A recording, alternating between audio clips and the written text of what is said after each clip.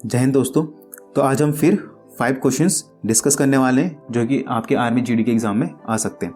पहला क्वेश्चन है, Raj is 5 years older than Sam. तो जो राज है वो 5 साल बड़ा है सैम से।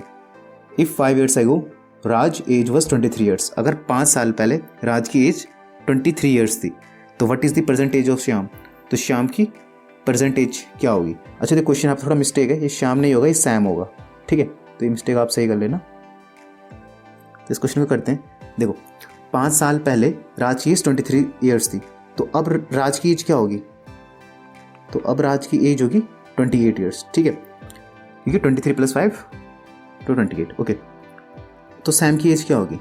तो जो राज है ये 5 साल बड़ा है सैम से, तो सैम क्या होगा, 5 साल छोटा होगा राज से। तो 28 - 5 कितना हो गया, 23। तो यानी कि सैम की एज क्या होगी, 23 years। तो ये पहला ऑप्शन है, हमारा आंसर होगा।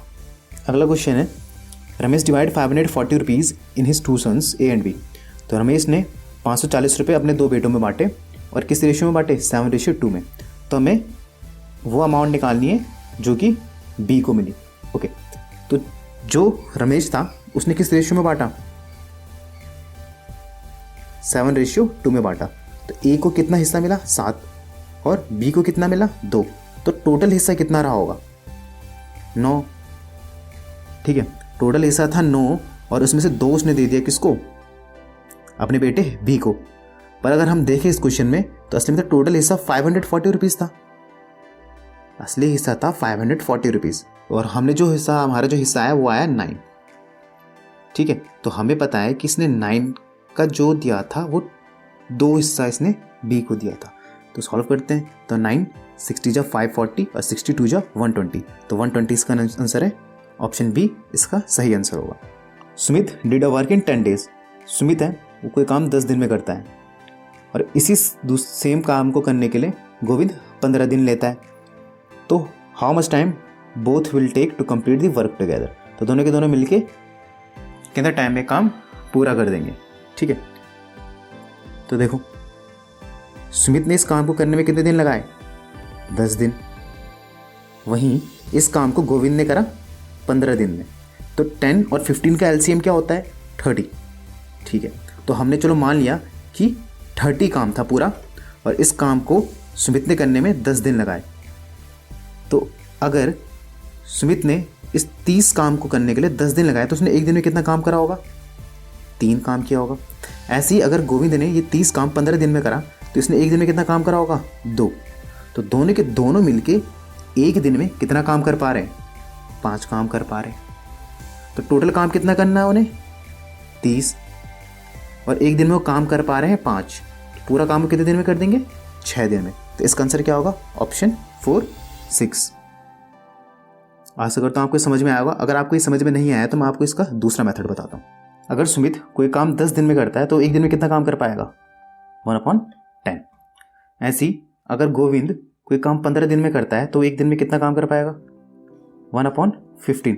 तो दोनों के दोनों एक दिन में कितना काम कर सकते हैं। तो एलसीएम लेंगे इनका, तो इन दोनों का एलसीएम आएगा 30। तो ये 10 3 × 30, तो ऊपर भी 3 से मल्टीप्लाई होगा तो यहाँ पर आ गया 3। ऐसे 15 × 30 तो इधर आ गया 2। तो ये हो गया 3 + 2 5/30। तो इसको हम काटेंगे तो ये आ गया 1/6। तो यानी दोनों के दोनों मिलके एक दिन में कितना काम कर पाते हैं, 1/6। तो अगर दोनों के दोनों मिलकर एक दिन में 1/6 काम करते हैं तो टोटल काम कितने दिन में कर देंगे, 6 दिन में। और यही तो हमारा आंसर है। तो ऑप्शन 4 हमारा सही आंसर है। तो अब अगले क्वेश्चन में चलते हैं, क्वेश्चन 4 पर। क्वेश्चन 4 में कहा गया है, एक आर्टिकल एक्स को 295 में बेचकर एक शॉपकीपर 75 रुपीज़ का प्रॉफिट कमाता है, तो उसकी कॉस्ट प्राइस क्या होगी। तो आपको यहाँ पे पता होना चाहिए कि जब भी हमें प्रॉफिट होता है तो हमारी एसपी ज़्यादा होती है सीपी से। तो यहाँ पे हमारी सीपी कम होगी। तो यहाँ पे सीपी का फॉर्मूला क्या होगा, सीपी = एसपी - प्रॉफिट। तो एसपी हमारी है 295 रुपीज़ और प्रॉफिट हो रहा है हमको 75 का। तो 295 - 75 कितना हो गया, 220 रुपीज़। और ये हमारा ऑप्शन सेकंड आंसर हो गया।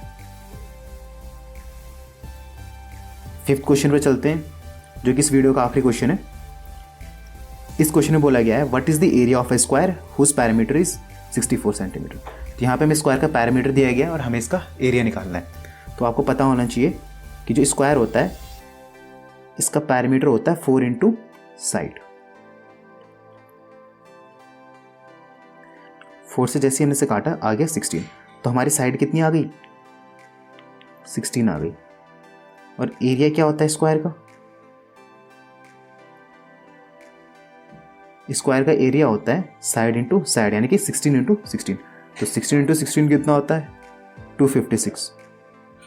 तो इसका आंसर कितना हो जाएगा? 256। तो हमारे इसका आंसर क्या होगा? ऑप्शन 1 256। आशा करता हूँ आपको पांचों क्वेश्चन समझ में आए होंगे। अगर आपको इसी तरह की और वीडियोस चाहिए तो आप हमारे चैनल को सब्सक्राइब कर सकते हैं।